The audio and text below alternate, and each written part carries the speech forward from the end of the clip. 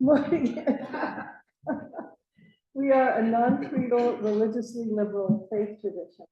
We gather in the spirit of welcome, and we hold our circle wide. My name is Lisa Whittemore, and I'm your worship associate today. So let me start with some announcements. Due to the weather, the MLK visit to the Worcester Art Museum has been canceled. On Monday, I think this is still on, Inauguration Day standout titled Trans Power Trumps Tyranny will be held from noon to 2 o'clock at the Mass State House. In March, 5 Saturdays in March, I'm informed, First Parish will offer a series on death and dying. From grief to green burials, one of our new regulars, Pam Gassett, can you just wait? And Reverend Steve will discuss some of the hardest things we have to think about and prepare for. We have a new member orientation on Saturday, January 25th, 10:30 to noon. On Saturday morning, those interested in becoming new members are invited to come for a required hour-and-a-half orientation. No need to RSVP, you just want to touch base with Reverend Steve or Linda Clark. Are there any announcements from the congregation? I got you all good. Welcome.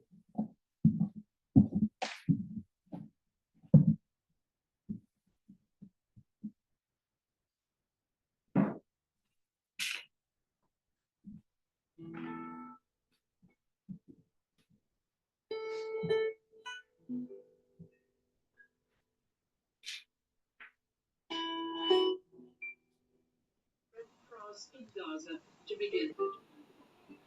Romy, who was kidnapped from the Nova Music Festival, and both seized their kibbutz Kfar Aza. That was 471 days ago.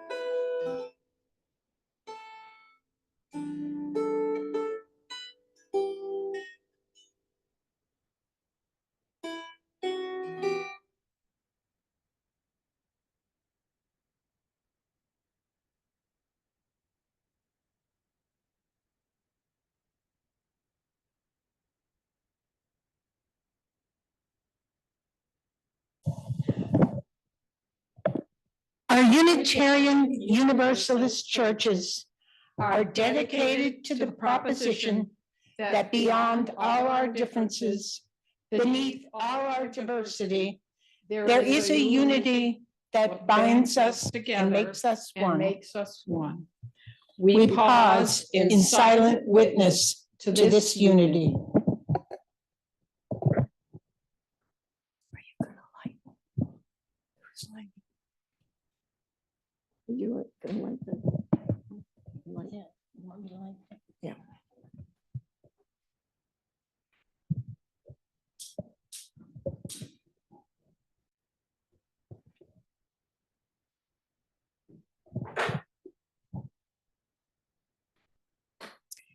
In the late 20th century, women felt a call to begin exploring a more feminine spirituality.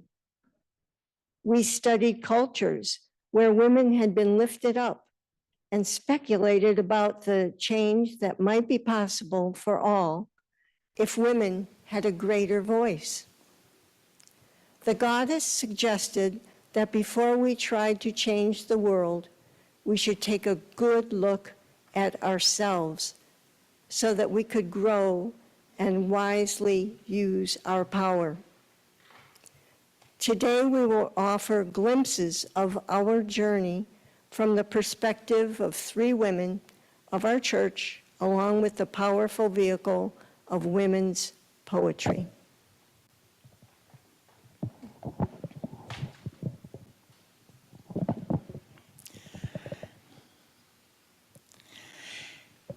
I asked God if it was okay to be melodramatic, and she said, yes, yes. I asked her if it was okay to be short, and she said, it sure is. I asked her if I could wear nail polish or not wear nail polish, and she said, honey, she calls me that sometimes. She said, you can do just exactly as you please. Thanks, God, I said. And is it even okay if I don't paragraph my letters? Sweet cakes, God said. Who knows where she picked that up? What I'm telling you is yes, yes, yes. That's by Kaylin Hott.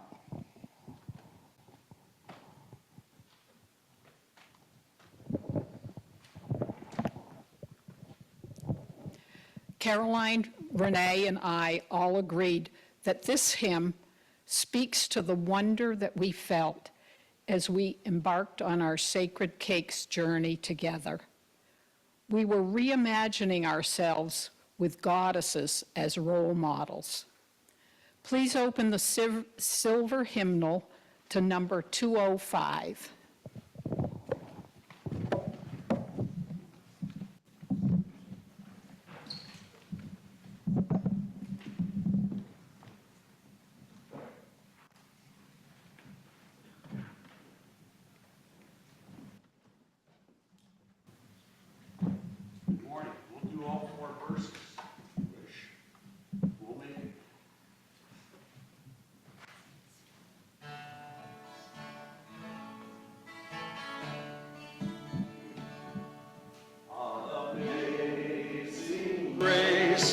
How sweet the sound that saved a wretch like me.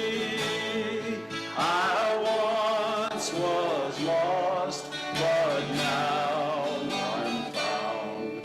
Was blind, but now I see. 'Twas grace that taught my heart to fear, and grace my fears relieved. How precious did that grace appear the hour I first believed. Through many dangers, toils,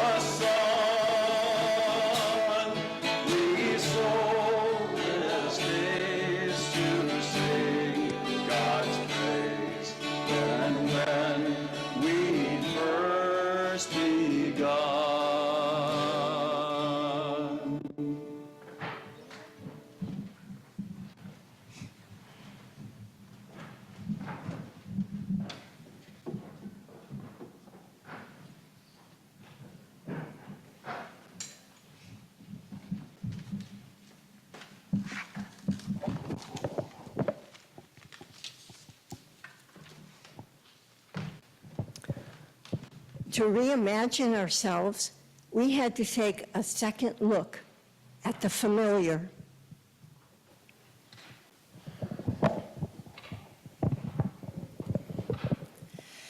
A work of artifice by Marge Piercy. The bonsai tree in the attractive pot could have grown 80 feet tall on the side of a mountain till split by lightning, but a gardener carefully pruned it. It's 9 inches high. Every day, as he whittles back the branches, the gardener croons, "It's your nature to be small and cozy, domestic and weak. How lucky, little tree, to have a pot to grow in." With living creatures, one must begin very early to dwarf their growth. The bound feet, the crippled brain, the hair in curlers, the hands you love to touch.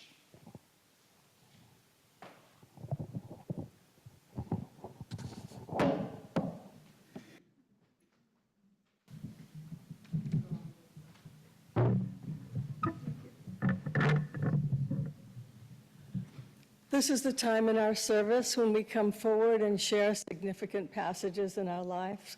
From the most joyous to the most challenging, no recordings are made during this time. If you're here in the meeting house, please come forward and line up. Step forward to drop a stone, and then at the microphone, identify yourself and briefly share your truth. If you're on Zoom and wish to share, please raise your physical hand or the Zoom hand icon, and I'll call upon you from the meeting house. And please unmute yourself prior to speaking. I'm going to start off today. I'm Lisa Whittemore.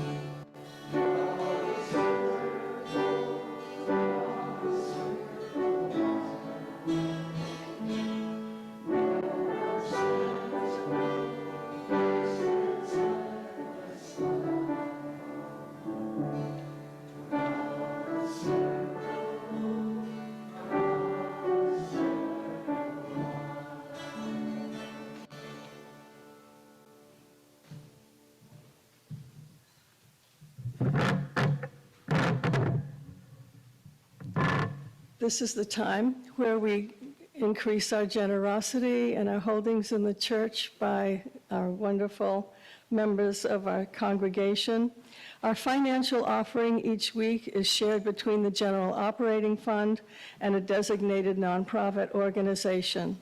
For the month of January, the half plate will be given to Community Meals of Northboro. Thank you for your generosity.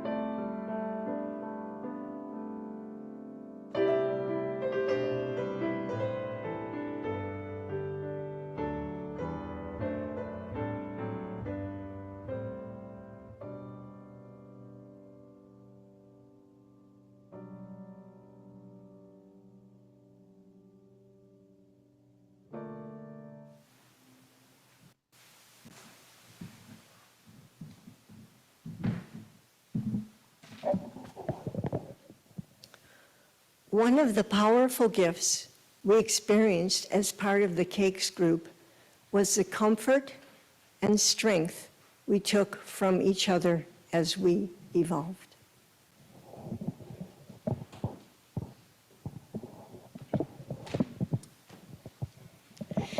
The Two Gretels by Robin Morgan. The two Gretels were exploring the forest. Hansel was home, sending up flares. Sometimes one Gretel got afraid. She said to the other Gretel, "I think I'm afraid." "Of course we are," Gretel replied. Sometimes the other Gretel whispered with a shiver, "You think we should turn back?" To which her sister Gretel answered, "We can't. We forgot the breadcrumbs." So they went forward because they simply couldn't imagine the way back. And eventually they found the gingerbread house and the witch, who was really, they discovered, the great good mother goddess. And they all lived happily ever after. The moral of this story is, those who would have the whole loaf, let alone the house, had better throw away their breadcrumbs.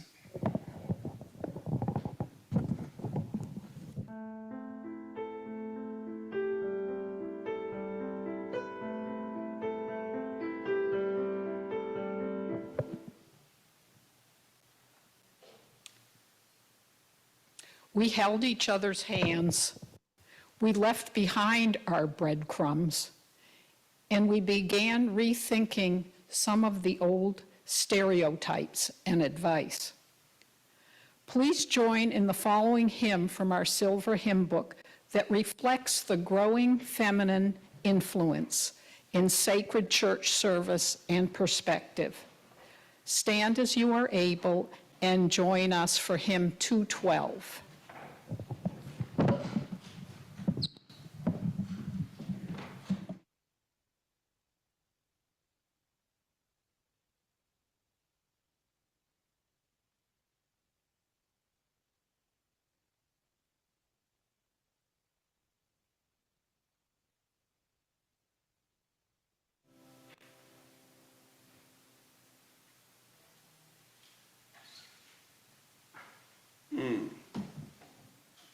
Linda, can you help me with this?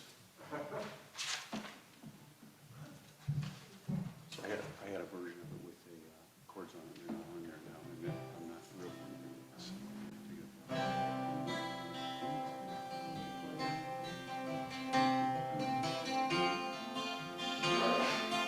Oh, start this again.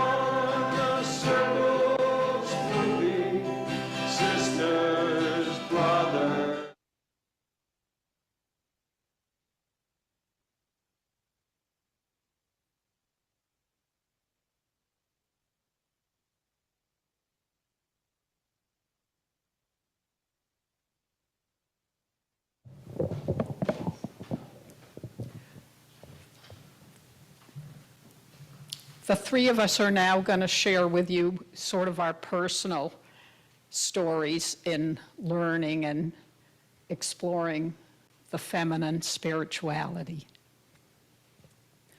The goddess was whispering to me from the time I was young.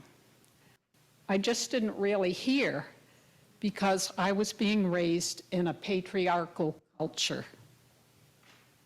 But from the time I was a child, the outdoors is where I experienced most of my joyous, magical, stunning, and spiritual moments. Those were and are her messages. I will share some examples of how the goddess pointed me along. When I was about age 20, which was a long time ago, I became very interested in birding.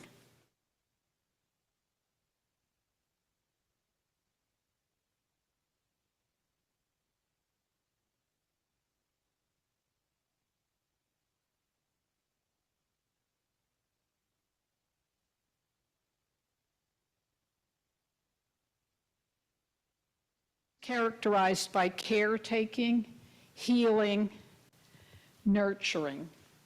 It truly represents the female spirit. The Cakes for the Queen of Heaven curriculum made all that early whispering become much more clear. In it, we learned about ancient and some not so ancient cultures where women were spiritual leaders and were revered for their caring, gathering, nurturing, and healing. In the lands where goddesses were worshipped, people lived peacefully and had a reverent connection to the earth. We also learned about the way the patriarchy took over the earth-based societies, and it was disheartening. A question that we kept returning to was, how would my life have been different if, when growing up, the divine had been in the image of a female? And we can also ask, how have our lives been different since learning about and acknowledging the goddess? For me, there are several things for which I am truly thankful. We formed a sisterhood with strong bonds rooted in spiritual exploration and ritual. I understand more deeply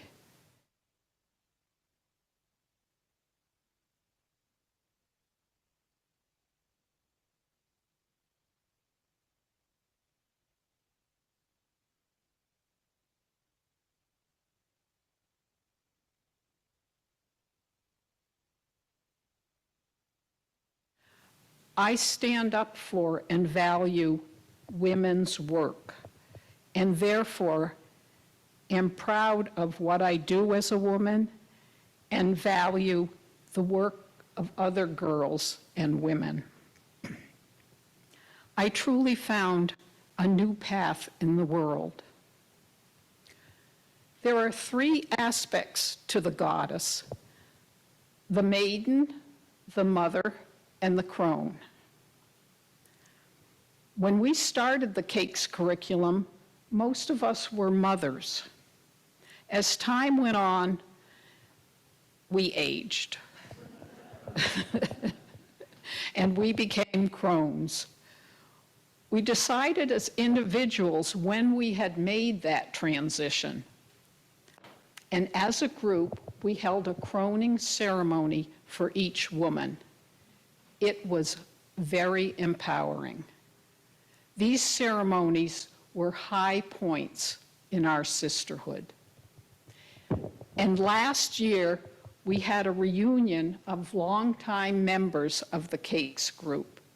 There were so many memories to share. The one thing that was apparent to all of us was the strength of our connection. We engaged with one another as if we had just gotten together the week before, when in fact some of us hadn't seen one another for several years. We were and are sisters, bonded in the grace of female spirituality.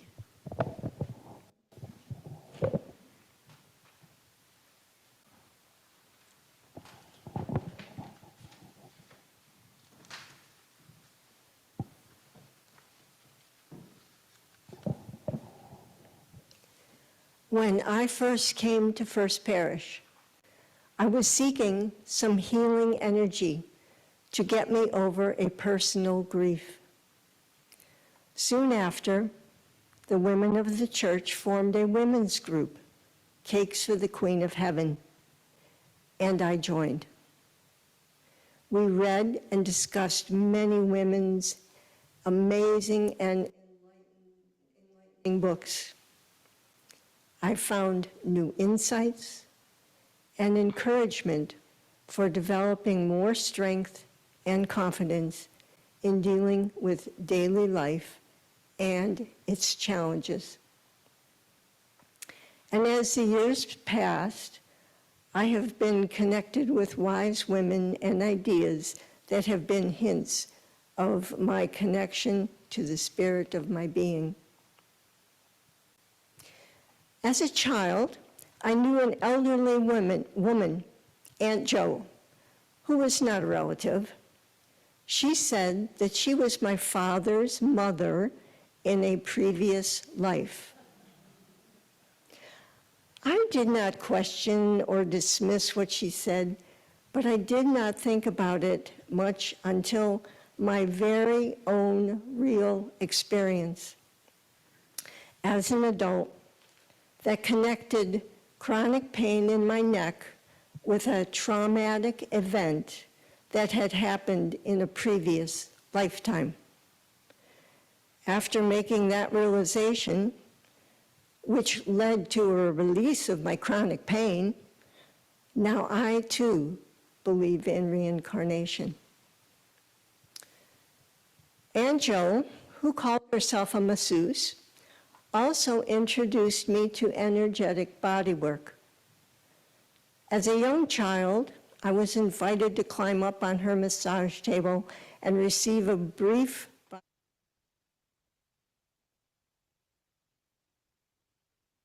experience of her loving touch on my body stayed with me. The years passed, and after deciding that my college degree in medical technology was not providing me with a satisfying job experience, I went to massage school in my mid-40s, and I found my calling. Then continuing education classes led me to energy work.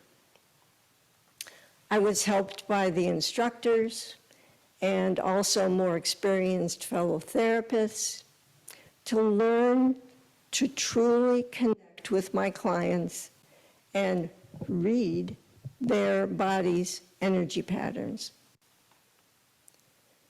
Using focused intention, following my intuition, and using gentle touch to invite any blockages to release, my clients had a path to finding a realization, a release, and a resolution to old traumas, old injuries, or even surgical constrictions. Comments made by several of my clients have stayed with me. One person who had almost drowned years before said, "I can breathe again." Another who had really struggled after a major abdominal surgery said, "You saved my life." I am so grateful that I was able to help so many clients over the years.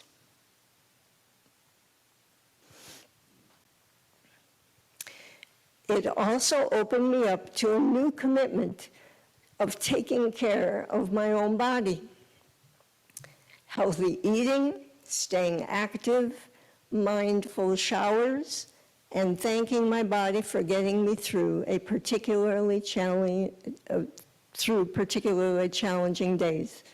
These are some of the things that I do to show my gratitude to my body, and also the spirit that allows me to be intentional, generous, and affirming. A friend who is a kindred spirit shared the following words with me. I've posted them where I read them every morning. Divine Spirit within me, move me in the direction of my highest good today. Make me aware of every opportunity to bring good energy to those around me.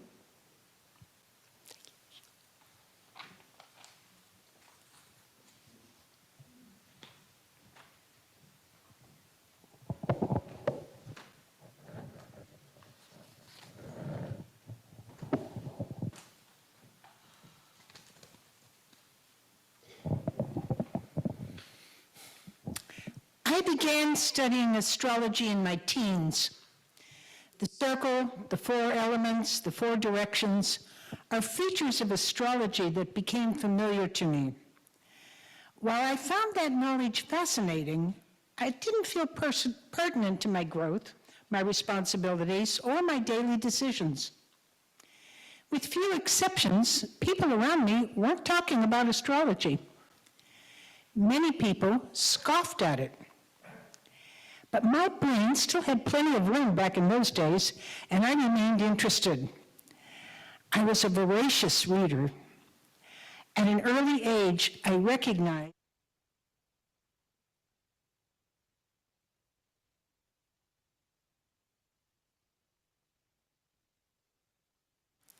in the 8th grade, I did my term paper on ESP.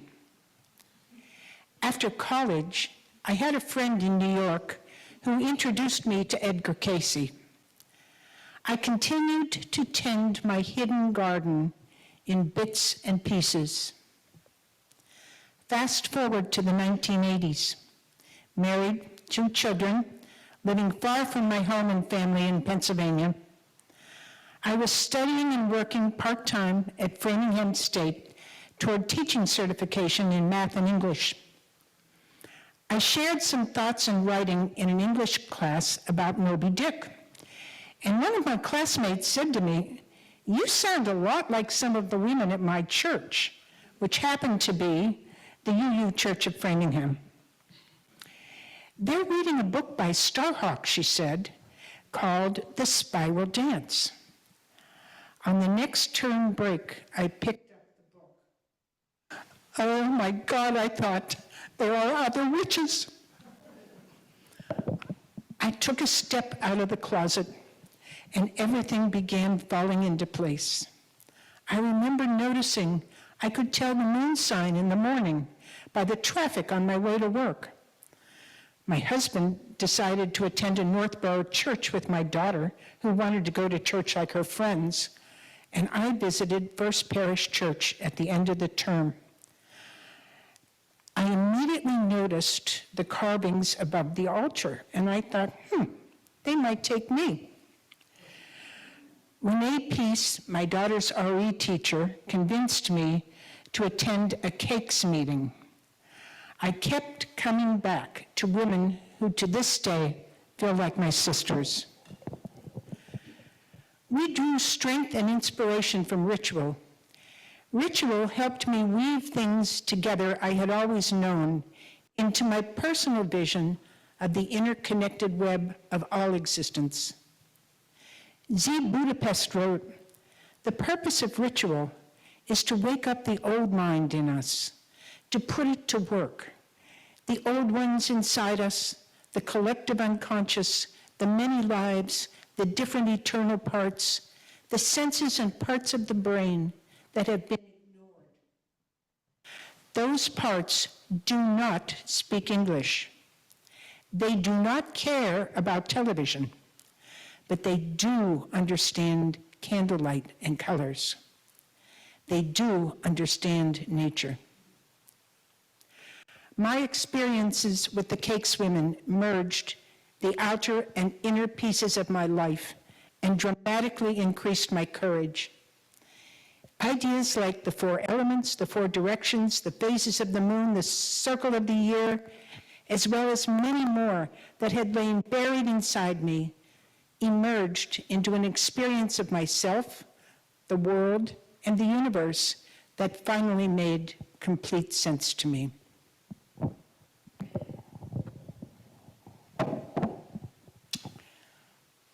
I invite you to relax and enter a meditative state. Renee and Karen and I will recite a version of the ritual the Cakes women used to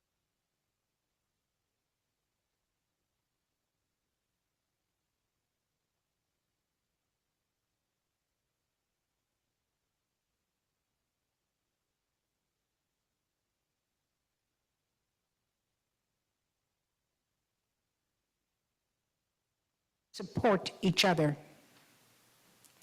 This version incorporates women's poetry. When we call the directions, we are inviting the different elements of self to be fully present, acknowledging the building blocks of our lives, accessing the power of the archetypes, asking spirit for witness of the right, creating a sacred space, a container for ritual energy.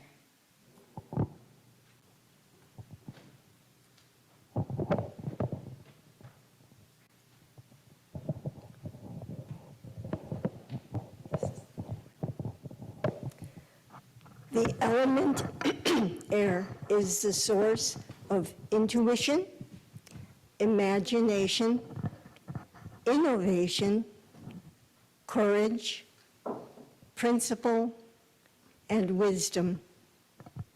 This realm lies behind the veil of the physical world.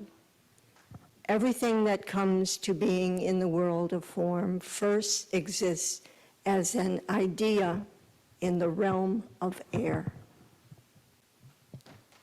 Spirits of the East, guardians of the power of air, power of the idea, beginning of all things, home of principle and belief, we call upon you to be among us.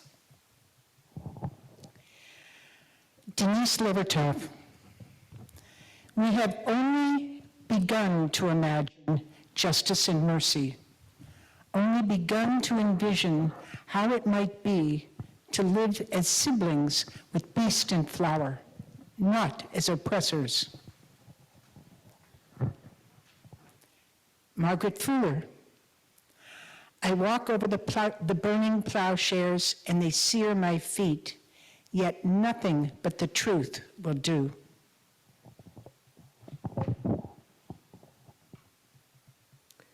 The element of fire refers to a universal radiant energy, an energy that through its light brings color into the world.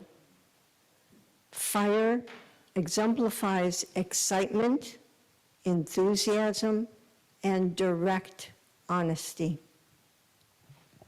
Spirits of the South, guardian of the powers of fire, power of passion, of spirit, of purification, we call upon you to be among us. Marge Piercy, a just anger. I am a burning bush. My rage is a cloud of flame. My rage is a cloud of flame in which I walk, seeking justice. And next, one of my favorites, and this is so Donna Massey, Prayer for a 10-Speed Heart by Barbara Henderson.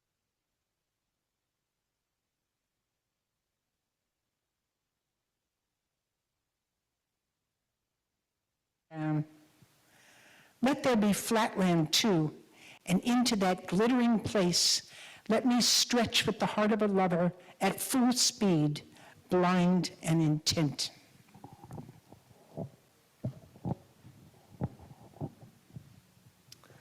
The water element represents the realm of deep emotion and feeling responses, the intangible and invisible factors that give meaning to the experience of life.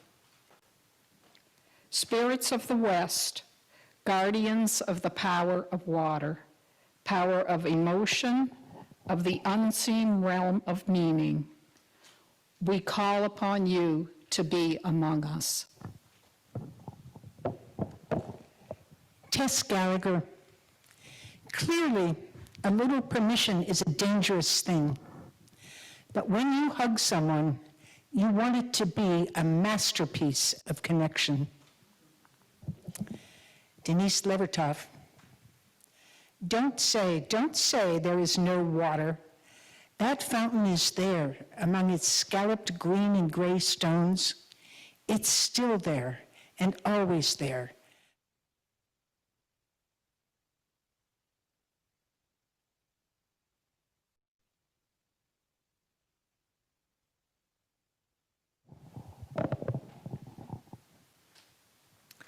The earth element represents the world of the physical senses, the world of forms, the qualities of strength, endurance, persistence, and wisdom.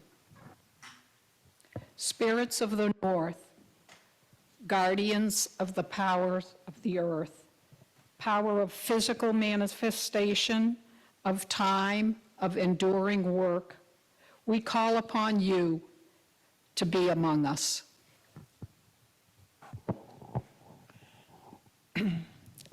Margaret Walker, my grandmothers were strong. They followed plows and bent to toil. They moved through fields sowing seed. They touched earth and grain grew.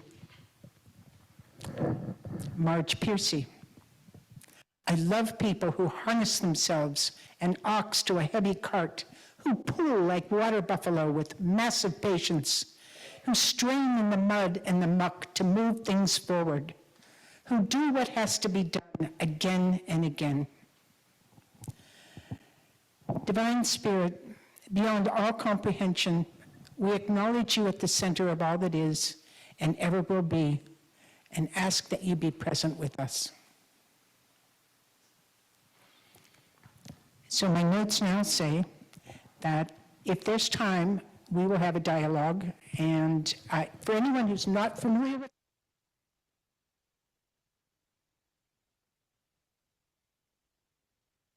on anything we've said or say how this touched you, someone will be, two people maybe even, will be walking through and will hand you a microphone so that you can be heard. And you can address it to any of us or none of us. Feel free.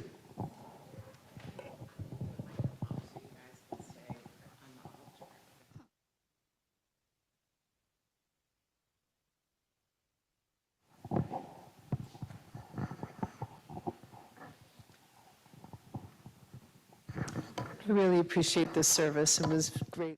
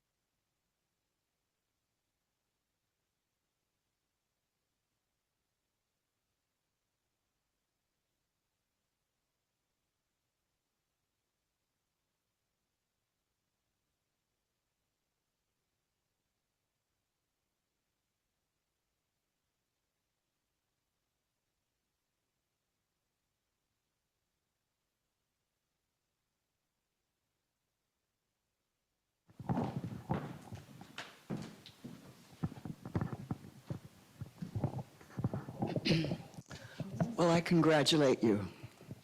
I congratulate you on an exquisite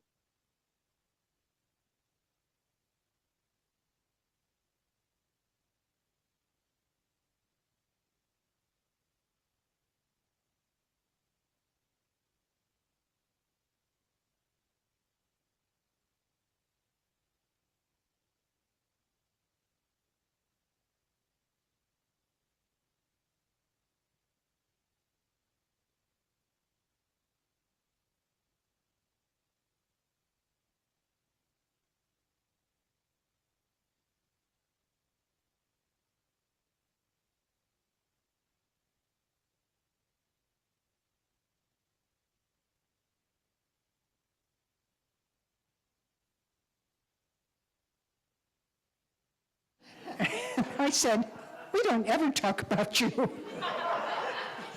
talking about us. And just to be valued in a way that we weren't before was one of the really powerful things that happened. So I've known all of you for a long time. I'm really proud of you for continuing this on now.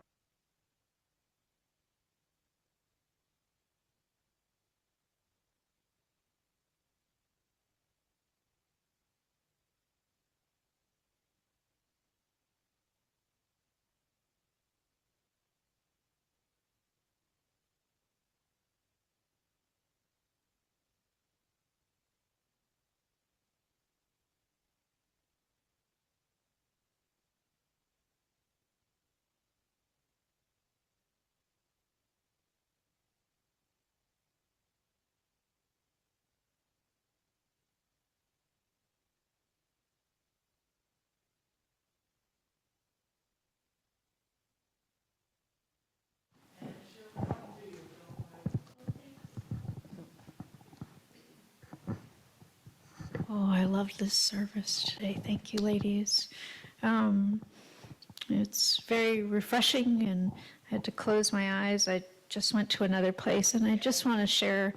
I have special interactions with so many people in cakes, and one memory.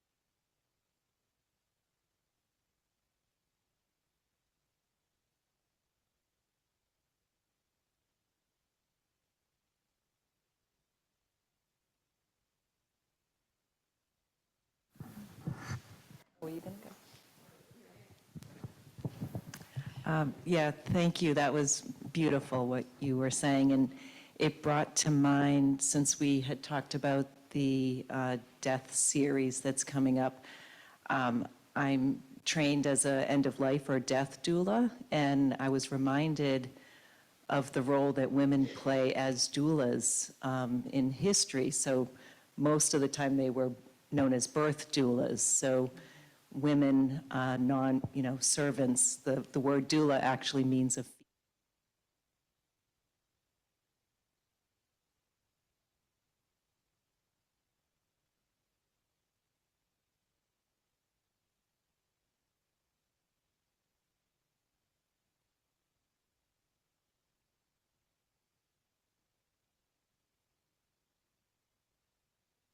to nurture in our society. I just wanted to share how grateful I am to this generation of women who I met coming into this church and who have really formed us, who have really informed my life and given me, a sense of example, of role modeling with your grace and your courage and your spiritual connectedness. Even though those of us kind of, who were younger didn't join the cakes, I think it infused our lives just through, secondarily through your example and through just knowing you and working with you all these years. So thank you. Thank you for that. And I'm kind of wondering what comes next, because, for the women who follow, what's the next generation of cakes is my question.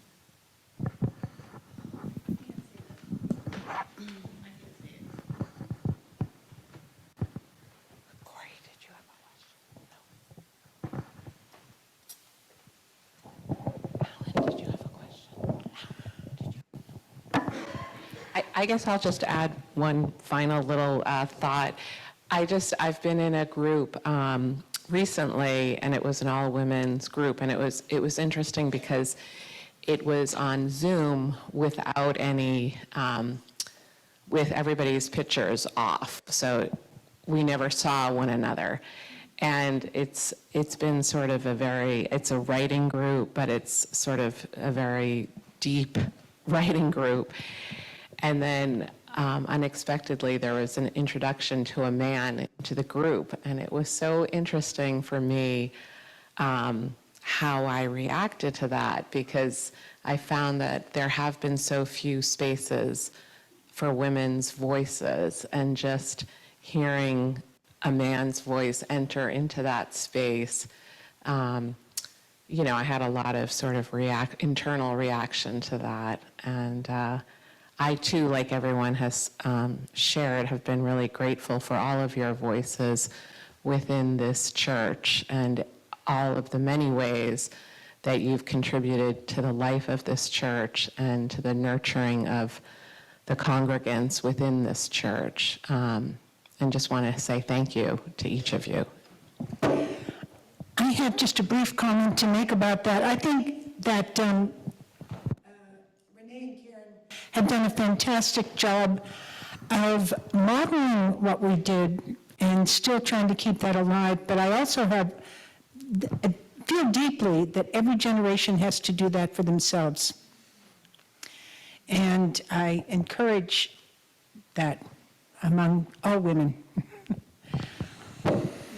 Having borne witness to the formation of this service over the course of the last month or so, I'm really proud of the job that you guys did. It was a wonderful service, and I want to say to everyone, if you have not seen the film The Conclave, go see it.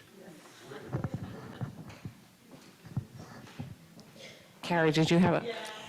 Okay.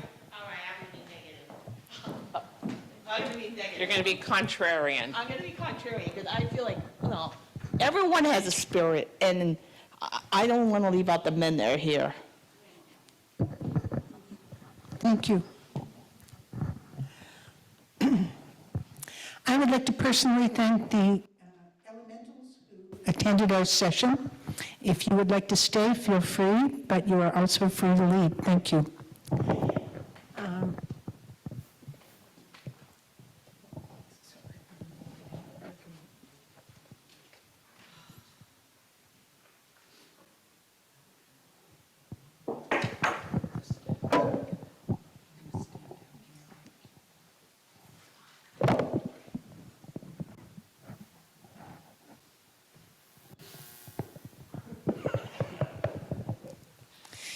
The circle is open but unbroken.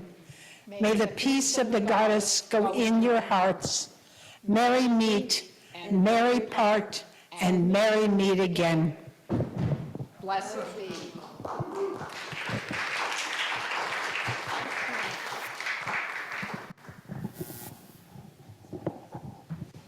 That's it, guys. I do need to say, yes, and please, listen, you can listen to this. We had to change the last song because of some technical problems, which seem to be dogging us today, but enjoy this. It's from Labana. Yes. It's always the second Friday. Go to the last Friday and go up one. That's penultimate potluck.